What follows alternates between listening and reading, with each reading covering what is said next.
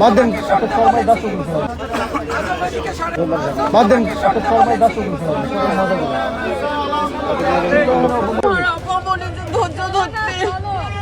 ধৈর্যের ফল অবশ্যই মিষ্টি হয়। উনি বলেছেন অবশ্যই আপনারা ধৈর্য ধরবেন। তারা স্টোন অ্যারেস্টের কালচার শুরু করেছে। একটা মামলা হয়েছে, জামিন নিয়েছে, সাথে সাথে আরেকটা মামলা, এবং এলাকায় এলাকায় বিএনপির লোকাল নেতাকর্মীরা মামলার ব্যবসা করছে। এটা আমি সংসদেও বলেছি। সাবেক শিক্ষামন্ত্রী ও বাংলাদেশ আওয়ামী লীগের নেত্রী ডাক্তার দীপু মনিকে কেন্দ্র করে আজ ছিল চরম নাটকীয়তা। সম্প্রতি মারা গেছেন তার স্বামী তৌফিক নেওয়াজ, যা প্রেক্ষিতে 4 দিনের প্যারোল দাবি করা হলেও মাত্র 12 ঘন্টার প্যারোলে মুক্তি দেওয়া হয়েছিল তাকে। বিষয়টি ঘিরে সরকারের সমালোচনাও করেছেন রাজনৈতিক বিশ্লেষকরা। তবে জানাজাস্থলে দীপু মনি আসার সঙ্গে সঙ্গেই জয় বাংলা স্লোগানে উত্তেজনা তৈরি করেন আওয়ামী লীগ ও ছাত্রলীগের নেতাকর্মীরা। এর প্রেক্ষিতে তাদের কয়েকজন নেতাকর্মীকে আটক করেছে পুলিশ। তবে আটকের ঘটনায় তীব্র প্রতিবাদ জানিয়েছেন বঙ্গবীর কাদের সিদ্দিকী। তিনি প্রশ্ন তুলে বলেন, জয় বাংলা বলা কি কোনো রোগ?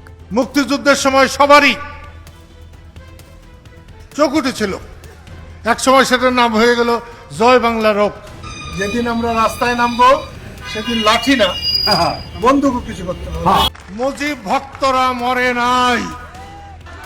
আমরা চেয়েছি অন্ততপক্ষে একজন মানুষ সংসদে যে বলুক জয় বাংলা।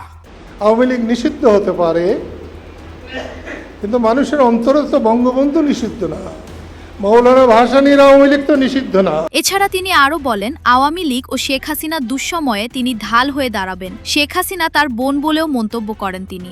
কিন্তু আমি তাকে মায়ের মতোই দেখি, বড় বোনের মতোই দেখি, এবং একটা প্রকৃত বোন, শুধু বোন বলবো কেন, মা তার সন্তানের জন্য যা করতে পারে শেখ হাসিনা আমার জন্য তা। আমি বঙ্গবন্ধুর রাজনীতি করি, শেখ হাসিনা আমার বোন,